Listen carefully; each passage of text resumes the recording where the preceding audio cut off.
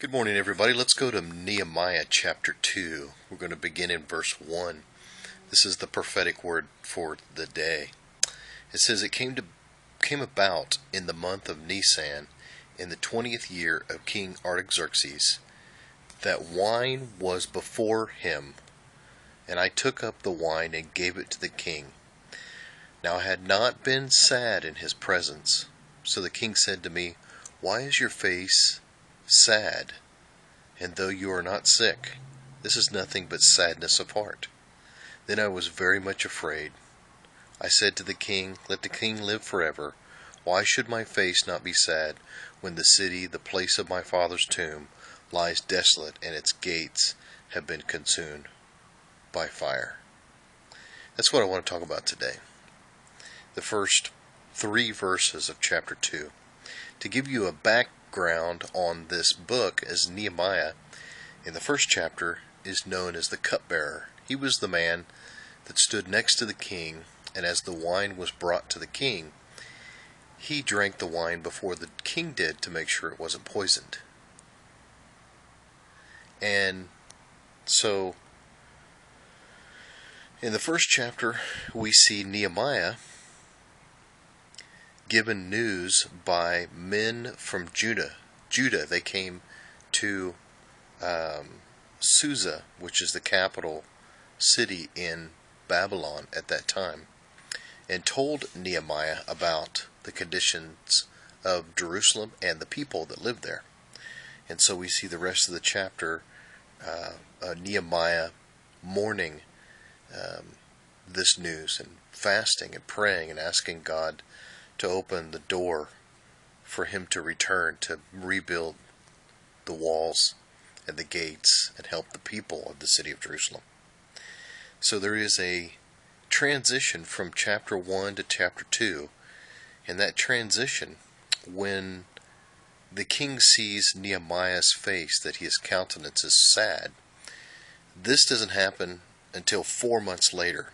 Nehemiah is given the news about Jerusalem, and then 4 months later he stands in front of the king. Now the message here, what the Lord is really showing me, is that,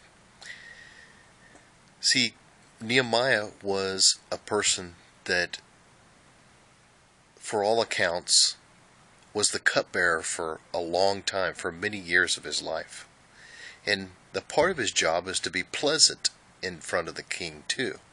He was not only cupbearer, but from the language written here in the first 2 chapters, is that he was also to be a happy, an instrument of happiness and gladness to the king.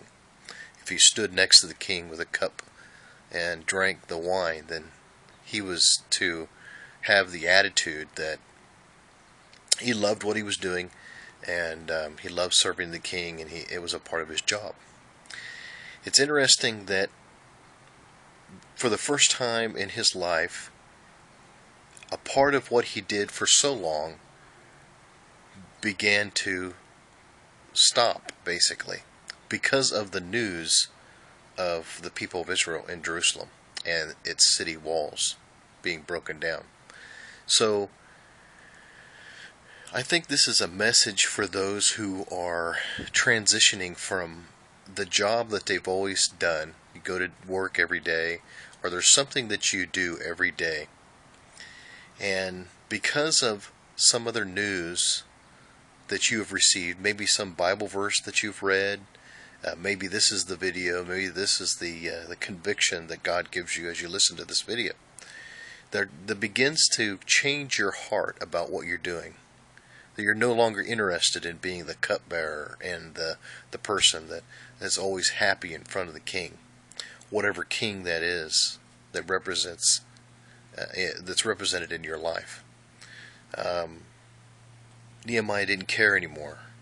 He wanted to help the people. That means that his calling usurped and went above what he had been doing. And you can go through this same thing in your life. That transition may be happening right now, where you've done something for so long, and all of a sudden God begins to pull you away from what you've done for so long to do something entirely different. And the first steps of that was the attitude change, where Nehemiah welcomed the position of being cupbearer and pleasant in front of the king. But his calling was to go build the wall up over Jerusalem and help the people. God had put that on his heart. After hearing the news, God had put that on his heart. Just like something that you're experiencing right now too. Things are beginning to change. It's not as pleasant. Your attitude and your desire to be where you're at is not the same anymore. And it doesn't matter who sees it. It doesn't matter, what people think. Your heart and your mind are not in what you've always been doing. It's in something else now. And that's going to happen for you. Continue to read. Because that desire has been put in your heart, God is going to transition you out of the cupbearer position into the calling for which you have been called to. And get ready for that. Understand the steps. Continue to read Nehemiah chapter 2. It shows the steps and the provision. When you know it's God's calling and He's transitioning you from what you've always done before into something brand new. You see these steps in this chapter. Take a look at that. And I hope this encourages you. God bless you. Have a good day.